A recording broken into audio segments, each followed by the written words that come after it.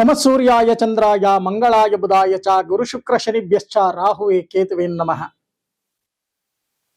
ಭಕ್ತ ಮಹಾಶಯರಿಗೆ ಎಲ್ಲರಿಗೂ ಕೂಡ ಶ್ರೀಧರ ಭಟ್ಟಾಚಾರ್ಯ ಗುರೂಜಿರವರ ಆಶೀರ್ವಾದಗಳು.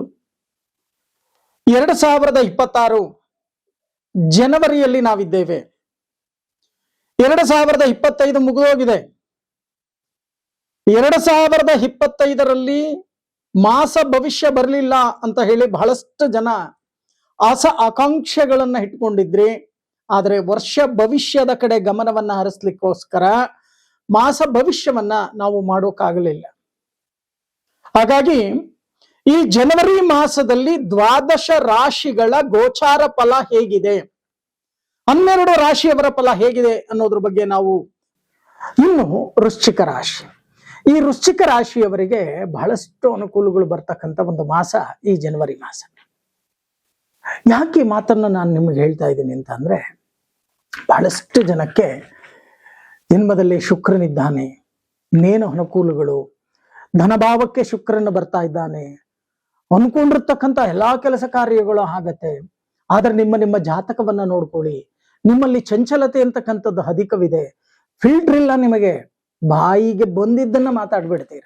ಅಯ್ಯೋ ನಾನು ಮಾತಾಡದ್ನಂತ ಅದನ್ನೇ ವಾದ ವಿವಾದಗಳನ್ನ ಮಾಡುವುದು, ವಿತಂಡವಾದಗಳನ್ನ ಮಾಡುವುದು, ಜೊತೆಗೆ ಅದರಿಂದಾನೇ ನಾನಾ ರೀತಿಯ ಸಮಸ್ಯೆಗಳು ಅಂತಕ್ಕಂಥದ್ದು ಉತ್ಪತ್ತಿ ಆಗೋದು, ಇವೆಲ್ಲವೂ ಕೂಡ ಕಂಡು ಬರುತ್ತೆ. ಎಚ್ಚರಿಕೆಯನ್ನ ವಹಿಸ್ತಕ್ಕಂಥ ಕೆಲಸವನ್ನ ಮಾಡಿ. ಹಾಗಾದ್ರೆ ನೀವೇನು ಮಾಡಬೇಕು? ತೂಕವಾಗಿ ಮಾತನಾಡಬೇಕು. ತೂಕವಾಗಿ, ಅದೇನೋ ಹೇಳ್ತಾರೆ, ಮಾತು ಹಾಡಿದ್ರೆ ಹೋಯ್ತು, ಮುತ್ತು ಹೊಡೆದ್ರೆ ಹೋಯ್ತು ಅಂತ ಗಾದೆ ಮಾತಿನಂತೆ ತೂಕವಾಗಿ ಮಾತನಾಡಬೇಕು. ಎಷ್ಟು ಬೇಕೋ ಅಷ್ಟೇ ಮಾತನಾಡಬೇಕು. ಸುಮ್ನೆ ಮಾತಾಡ್ತಕ್ಕಂಥ ಕೆಲಸವನ್ನ ಮಾಡಬಾರ್ದು.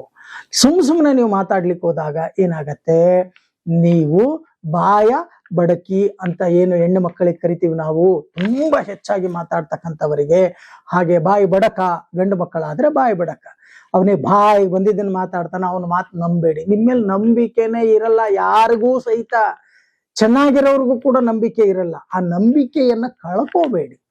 ನಿಮ್ಗೊಂದು ಒಳ್ಳೆಯ ಸ್ಥಾನಮಾನ ಅಂತಕ್ಕಂಥದ್ದಿದೆ, ಕಳ್ಕೋಬೇಡಿ. ಈ ಮಾಸದಲ್ಲಿ ಕಳ್ಕೊಳ್ತಕ್ಕಂಥ ಸಾಧ್ಯತೆ ಸಂಪೂರ್ಣವಾಗಿ ಕಂಡು ಬರ್ತಾ ಇದೆ. ಮಾತಿನ ಮೇಲೆ ನಿಗವನ್ನ ಇಟ್ಟು ತೂಕವಾಗಿ ಮಾತನಾಡ್ತಕ್ಕಂಥ ಕೆಲಸವನ್ನ ಮಾಡಿ.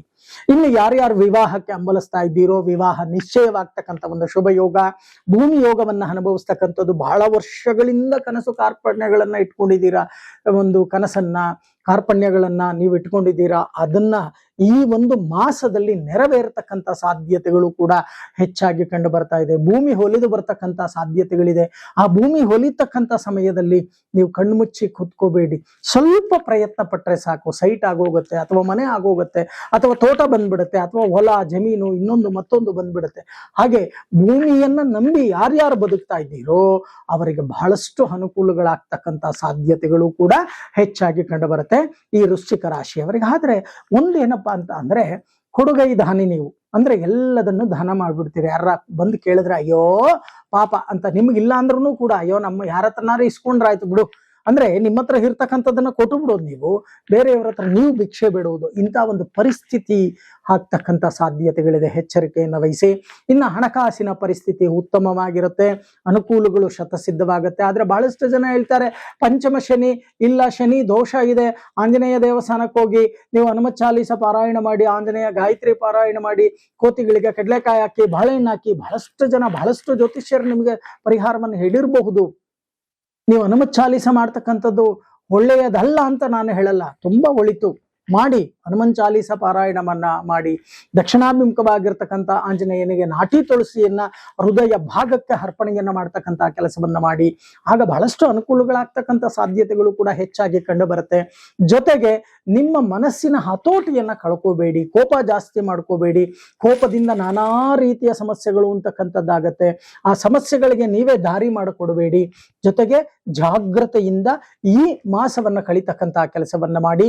ಈ ಮಾಸದಲ್ಲಿ ನೀವು ಮಾಡಬೇಕಾಗಿರ್ತಕ್ಕಂಥ ಒಂದು ಪರಿಹಾರ, ನೀವು ಪ್ರತಿ ಶನಿವಾರ ಸೂರ್ಯಾಸ್ತ ಸಮಯಕ್ಕೆ, ಚೆನ್ನಾಗಿ ಅರ್ಥ ಮಾಡ್ಕೊಳ್ಳಿ, ಪ್ರಾತಃ ಕಾಲದಲ್ಲ, ಸೂರ್ಯ ಅಸ್ತ ಸಮಯಕ್ಕೆ ಅಂದ್ರೆ ಸೂರ್ಯ ಮುಳುಗ್ತಕ್ಕಂಥ ಸಮಯಕ್ಕೆ ಎಳ್ಳು ಬತ್ತಿಯನ್ನ ಆಂಜನೇಯನ ದೇವಾಲಯದಲ್ಲಿ ಹಚ್ಚಿ ದೀರ್ಘದಾಂಡ ನಮಸ್ಕಾರವನ್ನ ಮಾಡ್ತಕ್ಕಂಥ ಕೆಲಸವನ್ನ ಮಾಡಿದ್ದೆ ಆದರೆ ಬರ್ತಕ್ಕಂಥ ಕಷ್ಟ ಕಾರ್ಪಣ್ಯಗಳು ಕಮ್ಮಿ ಆಗತ್ತೆ, ಶುಭ ಫಲಗಳು ಅಧಿಕ